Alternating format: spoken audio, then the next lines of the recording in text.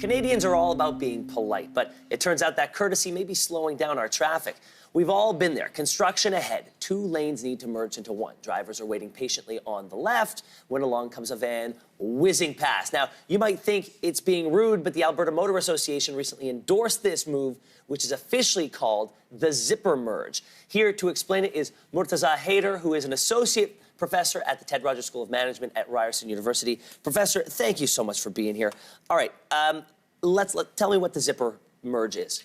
So let's say you have 2 lanes, one is closed, the other one is open, and you approach a bottleneck, mostly a construction zone. What happens is that the closed lane, traffic in the closed lane will have to merge with the traffic in the open lane, and there are 2 ways to doing it. One is to merge earlier. Which a lot of people do. Which a lot of people do. And the other one is to say, well, merge later and approach the bottleneck such that then you alternate between the open lane and the closed lane. Yes, I think we've got an animation. Let's go take a look. Let's take a look at this. Okay, so this is the zipper merge, right? And you're saying this is a way to do it.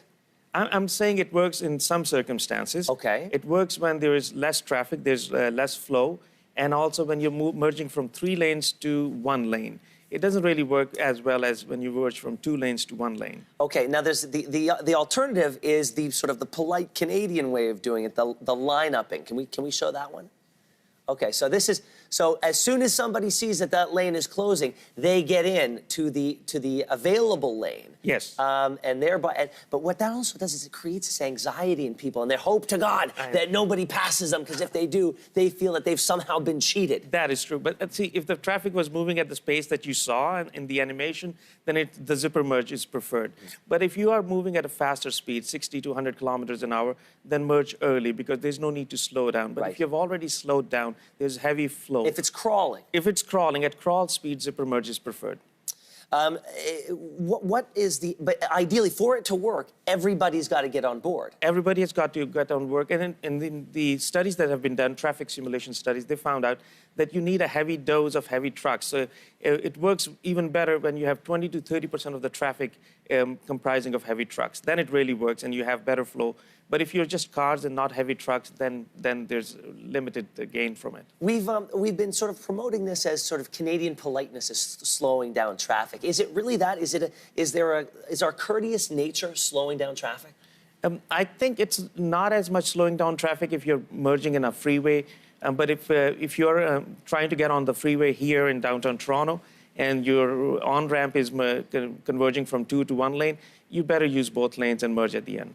What do you think it would take to get everybody to sort of understand this dynamic? For it to work, you really have to change regulations. There's a manual on traffic control devices. That has to be changed. You have to advise people. You have to realize people have idiosyncratic behavior. Some would follow it, some would ignore it, and therefore, for it to work, everyone has to follow it. And that kind of compliance is hard to get by in Canada. So here's the graphic, the situations where it would merge, where the zipper merge would work.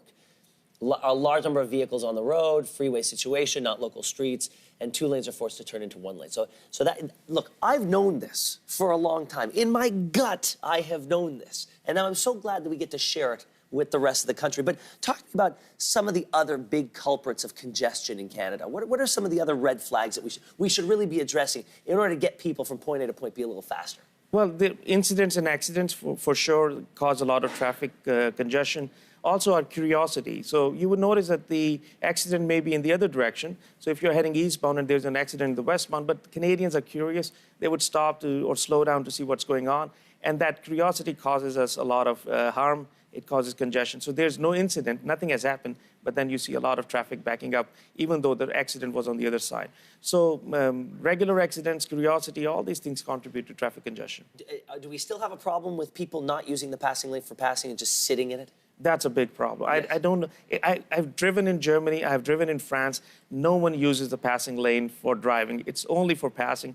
But in Canada, I think people think it's their right of way to be in that lane. And lastly, what about people who, when you are in stop and start traffic and the traffic begins to move and people don't move as quickly as they should? Yes. They don't get off the brake as quickly as they should, because that can compound. That can compound as well, and it's getting worse because by the time anybody is stopped at a traffic signal, they take out their cell phone and start checking their email and messages. So it's getting worse now because the response times are increasing. This is My blood boils at just the thought of these people. But thank you for being here. But hopefully, we have shared with enough people that the zipper merge will become a reality. We appreciate your time this morning. Pleasure. Thank you. All right, now we want to know from you. We want your opinions about what's polite and what's not when it comes to Canadian drivers. So head to Twitter, to Facebook, and let us know what you think is what's right for our roads.